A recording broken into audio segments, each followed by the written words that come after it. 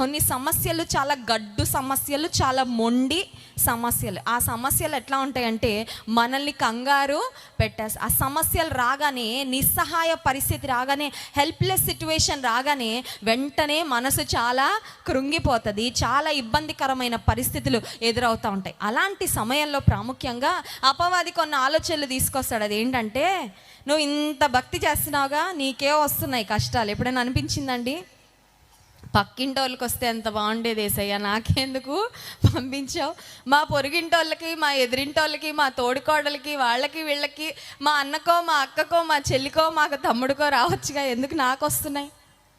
భక్తిగా ఉన్నప్పుడు, దేవుని కొరకు విశ్వాసంతో సాగుతున్నప్పుడు కొన్నిసార్లు శ్రమలు రాగానే, నిస్సహాయ పరిస్థితులు రాగానే వెంటనే వచ్చే ఆలోచన ఏంటంటే, నాకెందుకు వచ్చింది అనే ప్రశ్న.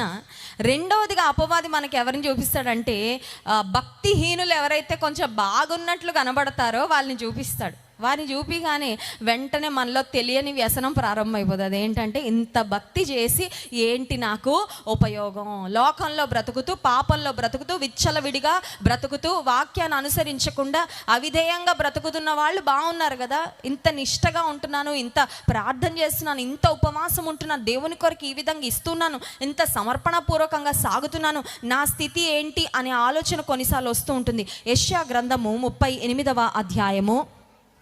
భక్తి పరుడైన ఒక రాజు జీవితంలో ఒక నిస్సహాయమైన పరిస్థితి వచ్చిందండి. చూడండి, యెషయా గ్రంథము 38వ అధ్యాయము 1 నుండి 3 వచనాల వరకు.